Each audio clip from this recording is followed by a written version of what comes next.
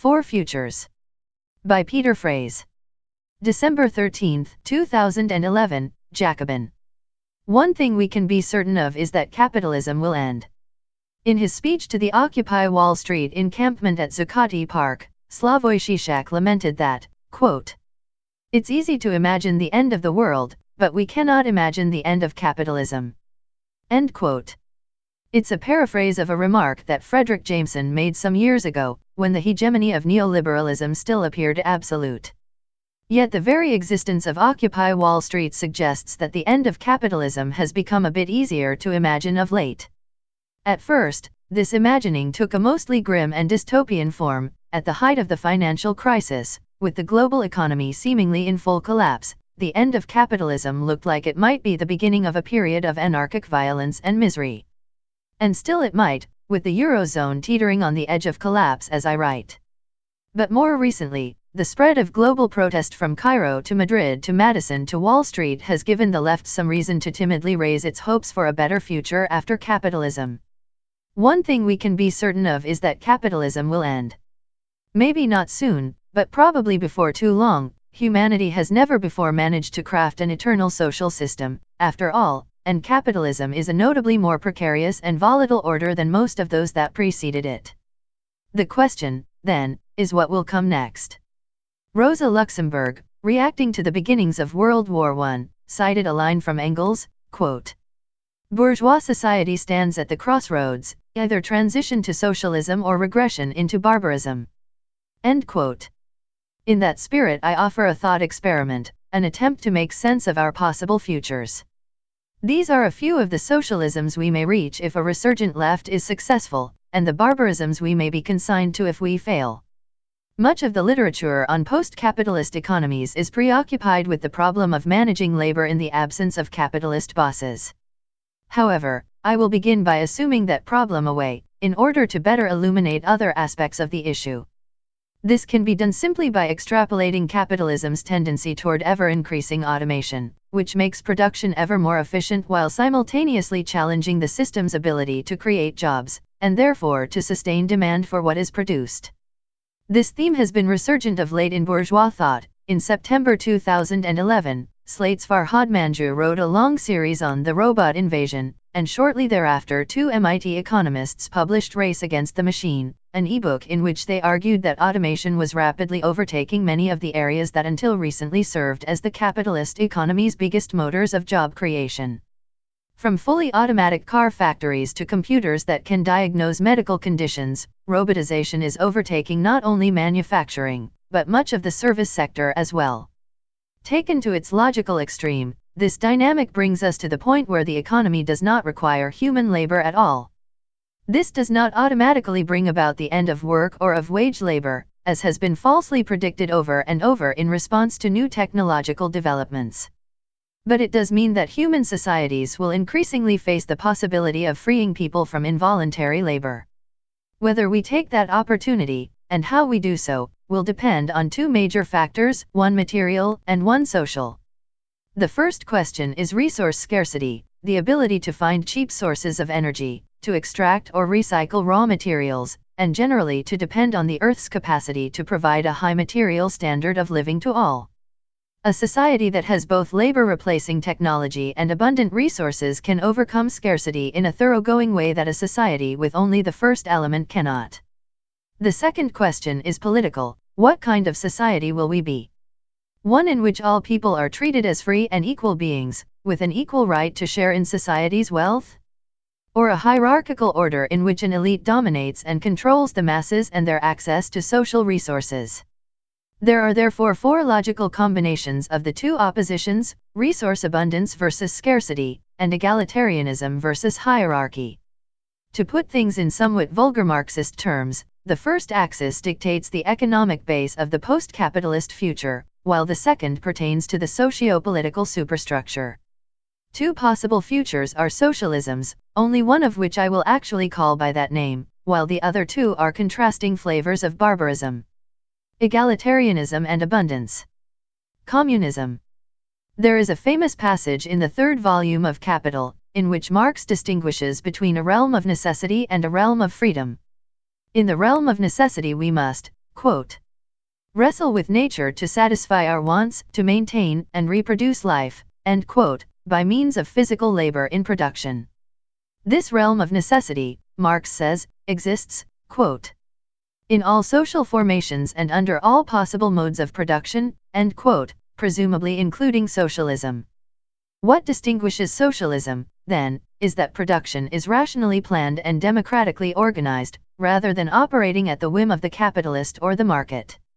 For Marx, however, this level of society was not the true objective of the revolution, but merely a precondition for, that development of human energy which is an end in itself, the true realm of freedom, which, however, can blossom forth only with this realm of necessity as its basis. Elsewhere, Marx suggests that one day we may be able to free ourselves from the realm of necessity altogether.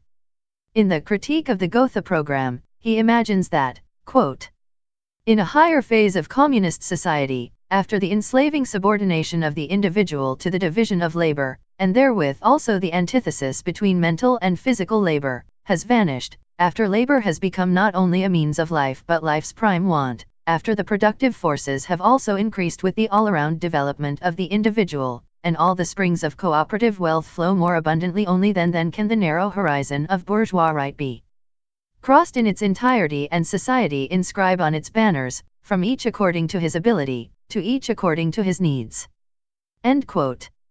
Marx's critics have often turned this passage against him, portraying it as a hopelessly improbable utopia.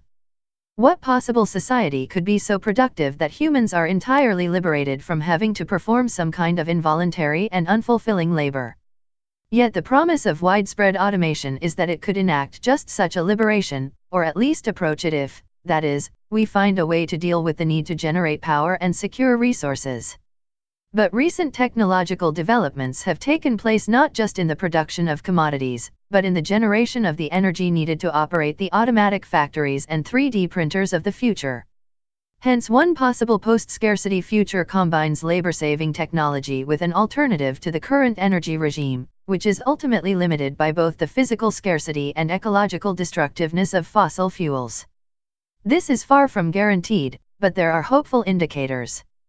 The cost of producing and operating solar panels, for example, has been falling dramatically over the past decade. On the current path, they would be cheaper than our current electricity sources by 2020. If cheap energy and automation are combined with methods of efficiently fabricating or recycling raw materials, then we have truly left behind the economy as a social mechanism for managing scarcity. What lies over that horizon? It's not that all work would cease, in the sense that we would all just sit around in dissipation and torpor. For as Marx puts it, labor has become not only a means of life but life's prime want. Whatever activities and projects we undertook, we would participate in them because we found them inherently fulfilling, not because we needed a wage or owed our monthly hours to the cooperative. This is hardly so implausible, considering the degree to which decisions about work are already driven by non-material considerations. Among those who are privileged enough to have the option, millions of people choose to go to graduate school, or become social workers, or start small organic farms, even when far more lucrative careers are open to them. The demise of wage labor may seem like a faraway dream today. But once upon a time, before the labor movement retreated from the demand from shorter hours, and before the stagnation and reversal of the long trend toward reduced work weeks, people actually worried about what we would do after being liberated from work. In an essay on economic possibilities for our grandchildren, John Maynard Keynes predicted that within a few generations, man will be faced with his permanent problem: how to use his freedom from pressing economic cares, how to occupy the leisure which science and compound interest will have won for him, to live wisely and agreeably and well. And in a recently published discussion from 1956, Max Horkheimer begins by casually remarking to Theodor Adorno that, nowadays we have enough by way of productive forces. It is obvious that we could supply the entire world with goods and could then attempt to abolish work as a necessity for human beings. And Keynes and Adorno lived in a world where industry only appeared possible at a very large scale, whether in capitalist factories or state-run enterprises, that form of industry implies hierarchy no matter what social formation it is embedded in. But recent technological advances suggest the possibility of returning to a less centralized structure, without drastically lowering material standards of living. The proliferation of 3D printers and small-scale fabrication laboratories is making it increasingly possible to reduce the scale of at least some manufacturing without completely sacrificing productivity. Thus, insofar as some human labor is still required in production in our imagined communist future, it could take the form of small collectives rather than capitalist or state-run firms. But getting past wage labor economically also means getting past it socially, and this entails deep changes in our priorities and our way of life. If we want to imagine a world where work is no longer a necessity, it's probably more fruitful to draw on fiction than theory. Indeed, many people are already familiar with the utopia of a post-scarcity communism, because it has been represented in one of our most familiar works of popular culture, Star Trek. The economy and society of that show is premised on two basic technical elements. One is the technology of the replicator, which is capable of materializing any object out of thin air, with only the press of a button. The other is a fuzzily described source of apparently free, or nearly free, energy, which runs the replicators as well as everything else on the show. The communistic quality of the Star Trek universe is often obscured because the films and TV shows are centered on the military hierarchy of Starfleet, which explores the galaxy and comes into conflict with alien races. But even this seems to be largely a voluntarily chosen hierarchy, drawing those who seek a life of adventure and exploration. To the extent that we see glimpses of civilian life, it seems mostly untroubled by hierarchy or compulsion. And to the extent that the show departs from communist utopia, it is because its writers introduce the external threat of hostile alien races or scarce resources in order to produce sufficient dramatic tension. It is not necessary to conjure starships and aliens in order to imagine the tribulations of a communist future, however. Cory Doctorow's novel Down and Out in the Magic Kingdom imagines a post-scarcity world that is set in a recognizable extrapolation of the present-day United States. Just as in Star Trek, material scarcity has been superseded in this world. But Doctorow grasps that within human societies, certain immaterial goods will always be inherently scarce: reputation, respect, esteem among one's peers. Thus the book revolves around various characters' attempts to accumulate hwifie, which are a kind of virtual brownie points that represent the goodwill you have accumulated from others. Hwifie, in turn, is used to determine who holds authority in any voluntary collective enterprise, such as, in the novel, running Disneyland. The value of Doctorow's book, in contrast to Star Trek, is that it treats a post-scarcity world as one with its own hierarchies and conflicts, rather than one in which all live in perfect harmony and politics comes to a halt. Reputation, like capital, can be accumulated in an unequal and self-perpetuating way, as those who are already popular gain the ability to do things that get them more attention and make them more popular. Such dynamics are readily observable today, as blogs and other social media produce popular gatekeepers who are able to determine who gets attention and who does not, in a way that is not completely a function of who has money to spend. Organizing society according to who has the most likes on Facebook has certain drawbacks, to say the least, even when dislodged from its capitalist entanglement. But if it is not a vision of a perfect society, this version of communism is at least a world in which conflict is no longer based on the opposition between wage workers and capitalists, or on struggles over scarce resources. It is a world in which not everything ultimately comes down to money. A communist society would surely have hierarchies of status, as have all human societies, and as does capitalism. But in capitalism, all status hierarchies tend to be aligned, albeit imperfectly, with one master status hierarchy, the accumulation of capital and money. The ideal of a post-scarcity society is that various kinds of esteem are independent, so that the esteem in which one is held as a musician is independent of the regard one achieves as a political activist, and one can't use one kind of status to buy another. In a sense, then, it is a misnomer to refer to this as an egalitarian configuration, since it is not a world of no hierarchies but one of many hierarchies, no one of which is superior to all the others. Hierarchy and abundance. Rentism. Given the technical premises of complete automation and free energy, the Star Trek utopia of pure communism becomes a possibility, but hardly an inevitability. The bourgeois elite of the present day does not merely enjoy privileged access to scarce material goods. After all, they also enjoy exalted status and social power over the working masses, which should not be discounted as a source of capitalist motivation. Nobody can actually spend $1 billion on themselves, after all, and yet there are hedge fund managers who make that much in a single year and then come back for more. For such people, money is a source of power over others, a status marker, and a way of keeping score, not really so different from Dr. Rose-Hwiffe, except that it is a form of status that depends on the material deprivation of others. It is therefore to be expected that even if labor were to become superfluous in production, the ruling classes would endeavor to preserve a system based on money, profit, and class power. The embryonic form of class power in a post-scarcity economy can be found in our systems of intellectual property law. While contemporary defenders of intellectual property like to speak of it as though it is broadly analogous to other kinds of property, it is actually based on a quite different principle. As the economists Michel Boldrin and David K. Levine observe, IP rights go beyond the traditional conception of property.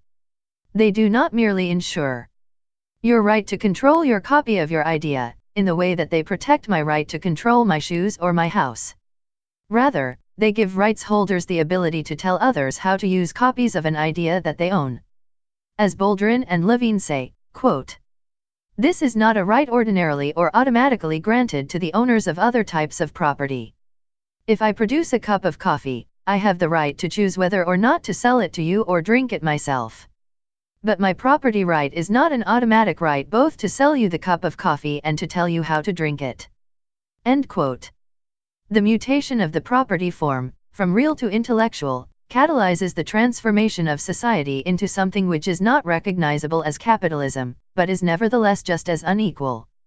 Capitalism, at its root, isn't defined by the presence of capitalists, but by the existence of capital, which in turn is inseparable from the process of commodity production by means of wage labor, MCM. When wage labor disappears, the ruling class can continue to accumulate money only if they retain the ability to appropriate a stream of rents, which arise from their control of intellectual property. Thus emerges a rentist, rather than capitalist society. Suppose, for example, that all production is by means of Star Trek's replicator. In order to make money from selling replicated items, people must somehow be prevented from just making whatever they want for free, and this is the function of intellectual property. A replicator is only available from a company that licenses you the right to use one, since anyone who tried to give you a replicator or make one with their own replicator would be violating the terms of their license. What's more, every time you make something with the replicator, you must pay a licensing fee to whoever owns the rights to that particular thing. In this world, if Star Trek's Captain Jean-Luc Picard wanted to replicate his beloved tea, Earl Grey, hot, he would have to pay the company that has copyrighted the replicator pattern for hot Earl Grey tea. This solves the problem of how to maintain for-profit enterprise, at least on the surface. Anyone who tries to supply their needs from their replicator without paying the copyright cartels would become an outlaw, like today's online file sharers. Despite its absurdity, this arrangement would likely have advocates among some contemporary critics of the Internet's sharing culture. Jaron Lanier's "You Are Not a Gadget," for instance, explicitly calls for the imposition of artificial scarcity on digital content in order to restore its value. The consequences of such arguments are already apparent in the record industry's lawsuits against hapless MP3 downloaders, and in the continual intensification of the surveillance state under the guise of combating piracy. The extension of this regime to the microfabrication of physical objects will only make the problem worse. Once again, science fiction is enlightening, in this case the work of Charles Stross. Accelerando shows us a future in which copyright infringers are pursued by hitmen, while Halting State depicts furtive back-alley fabbers running their 3D printers one step ahead of the law. But an economy based on artificial scarcity is not only irrational, it is also dysfunctional. If everyone is constantly being forced to pay out money in licensing fees, then they need some way of earning money, and this generates a new problem. The fundamental dilemma of rentism is the problem of effective demand, that is, how to ensure that people are able to earn enough money to be able to pay the licensing fees on which private profit depends. Of course, this isn't so different from the problem that confronted industrial capitalism, but it becomes more severe as human labor is increasingly squeezed out of the system, and human beings become superfluous as elements of production, even as they remain necessary as consumers. So what kind of jobs would still exist in this economy? Some people would still be needed to dream up new things to be replicated, and so there will remain a place for a small creative class of designers and artists. And as their creations accumulate, the number of things that can be replicated will soon vastly outstrip the available time and money to enjoy them. The biggest threat to any given company's profits will not be the cost of labor or raw materials, both minimal or non-existent, but rather the prospect that the licenses they own will lose out in popularity to those of competitors. Marketing and advertising, then, will continue to employ significant numbers. Alongside the marketers, there will also be an army of lawyers, as today's litigation over patent and copyright infringement swells to encompass every aspect of economic activity. And finally, as in any hierarchical society, there must be an apparatus of repression to keep the poor and powerless from taking a share back from the rich and powerful. Enforcing draconian intellectual property law will require large battalions of what Samuel Bowles and Arjun Joyadev call guard labor. Quote, "The efforts of the monitors, guards, and military personnel, directed not toward production, but toward the enforcement of claims arising from exchanges and the pursuit or prevention of unilateral transfers of property ownership." End quote. Nevertheless, maintaining full employment in a rentist economy will be a constant struggle. It is unlikely that the four areas just described can fully replace all the jobs lost to automation. What's more, these jobs are themselves subject to labor-saving innovations. Marketing can be done with data mining and algorithms, much of the routine business of lawyering can be replaced with software, guard labor can be performed by surveillance drones rather than human police. Even some of the work of product invention could one day be given to computers that possess some rudimentary artificial creative intelligence. And if automation fails, the rentist elite can colonize our leisure time in order to extract free labor. Facebook already relies on its users to create content for free, and the recent fad for gamification suggests that corporations are very interested in finding ways to turn the work of their employees into activities that people will find pleasurable, and will thus do for free on their own time.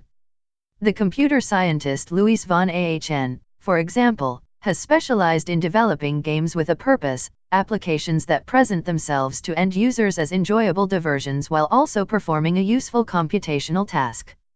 One of von Ahn's games asked users to identify objects in photos, and the data was then fed back into a database that was used for searching images. This line of research evokes the world of Orson Scott Card's novel Ender's Game, in which children remotely fight an interstellar war through what they think are video games. All of this means that the society of rentism would probably be subject to a persistent trend toward underemployment, which the ruling class would have to find some way to counter in order to hold the system together. This entails realizing a vision that the late André Gortz had of post-industrial society, quote, "The distribution of means of payment must correspond to the volume of wealth socially produced and not to the volume of work performed." End quote. This might involve taxing the profits of profitable firms and redistributing the money back to consumers, possibly as a no-strings-attached guaranteed income, and possibly in return for performing some kind of meaningless make work. But even if redistribution is desirable from the standpoint of the class as a whole, a collective action problem arises. Any individual company or rich person will be tempted to free ride on the payments of others, and will therefore resist efforts to impose a redistributive tax. The government could also simply print money to give to the working class, but the resulting inflation would just be an indirect form of redistribution and would also be resisted. Finally, there is the option of funding consumption through consumer indebtedness, but readers in the early 21st century presumably do not need to be reminded of the limitations inherent in that solution.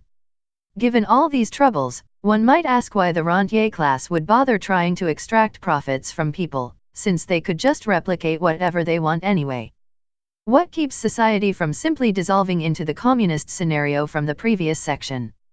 It might be that nobody would hold enough licenses to provide for all of their needs, So everyone needs revenue to pay their own licensing costs.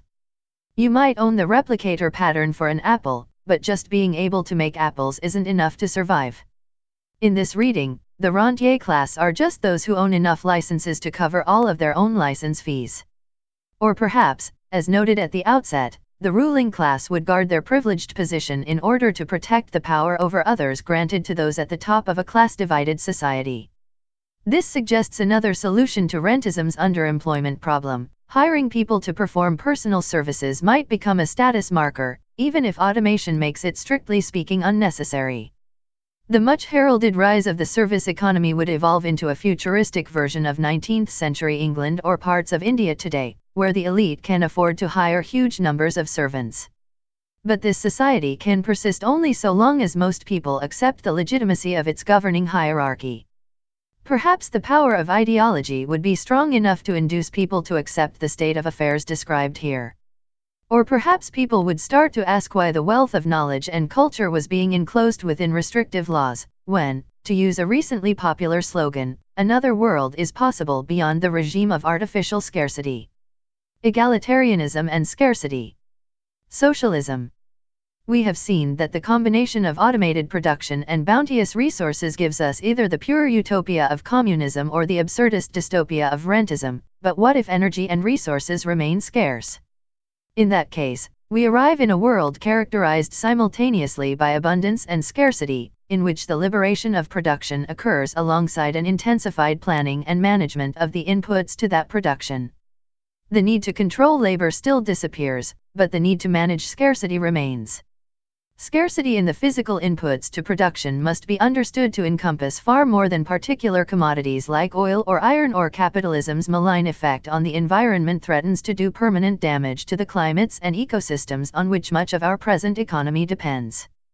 Climate change has already begun to play havoc with the world's food system, and future generations may look back on the variety of foodstuffs available today as an unsustainable golden age.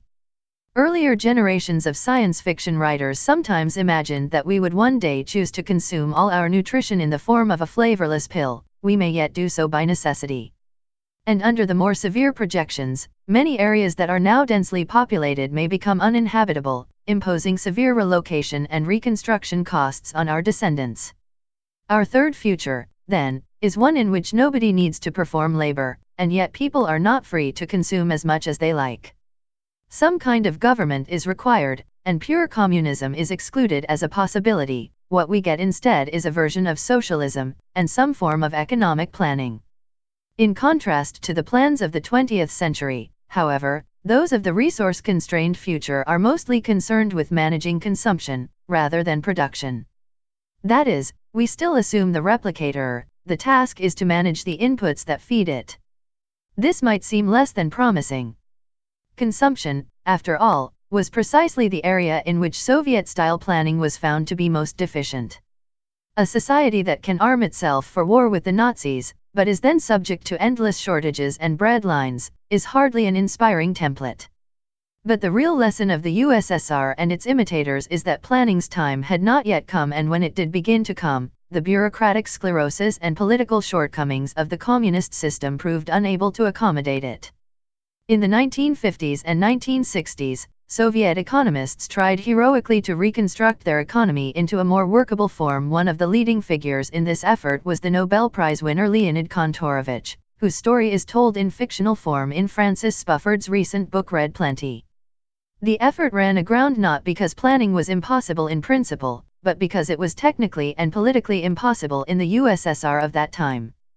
Technically, because sufficient computing power was not yet available, and politically because the Soviet bureaucratic elite was unwilling to part with the power and privilege granted to them under the existing system. But the efforts of Kantorovich, and of contemporary theorists of planning such as Paul Cox-Hott and Alan Cottrell, suggest that some form of efficient and democratic planning is possible.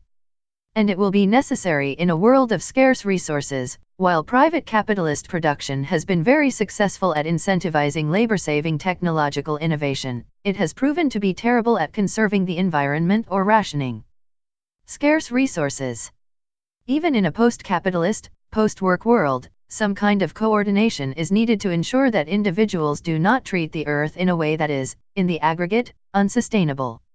What is needed, as Michael Lowy has said, is some kind of global democratic planning rooted in pluralistic, democratic debate rather than rule by bureaucrats. A distinction should be made, however, between democratic planning and a completely non-market economy. A socialist economy could employ rational planning while still featuring market exchange of some sort, along with money and prices. This, in fact, was one of Kantorovich's insights. Rather than do away with price signals, he wanted to make prices into mechanisms for making planned production targets into economic realities. Current attempts to put a price on carbon emissions through cap-and-trade schemes point in this direction. While they use the market as a coordinating mechanism, they are also a form of planning, since the key step is the non-market decision about what level of carbon emissions is acceptable. This approach could look quite different than it does today, if generalized and implemented without capitalist property relations and wealth inequalities. Suppose that everyone received a wage, not as a return to labor but as a human right. The wage would not buy the products of others' labor, but rather the right to use up a certain quantity of energy and resources as one went about using the replicators. Markets might develop insofar as people chose to trade one type of consumption permit for another, but this would be what the sociologist Eric Olin Wright calls capitalism between consenting adults, rather than the involuntary participation in wage labor driven by the threat of starvation. Given the need to determine and target stable levels of consumption and thus set prices, the state can't quite wither away, as it does under the communist scenario. And where there is scarcity, there will surely be political conflict, even if this is no longer a class conflict. Conflicts between locales, between generations, between those who are more concerned with the long-term health of the environment and those who prefer more material consumption in the short run, none of these will be easy to solve. But we will at least have arrived on the other side of capitalism as a democratic society, and more or less in one piece. Hierarchy and scarcity. Exterminism. But if we do not arrive as equals, and environmental limits continue to press against us, we come to the fourth and most disturbing of our possible futures. In a way, it resembles the communism that we began with, but it is a communism for the few. A paradoxical truth about that global elite we have learned to call the 1% is that, while they are defined by their control of a huge swathe of the world's monetary wealth, they are at the same time the fragment of humanity whose daily lives are least dominated by money. As Charles Strauss has written, the very richest inhabit an existence in which most worldly goods are, in effect, free. That is, their wealth is so great relative to the cost of food, housing, travel, and other amenities that they rarely have to consider the cost of anything. Whatever they want, they can have. Which is to say that for the very rich, the world is already something like the communism described earlier. The difference, of course, is that their post-scarcity condition is made possible not just by machines but by the labor of the global working class. But an optimistic view of future developments, the future I have described as communism, is that we will eventually come to a state in which we are all, in some sense, the 1%.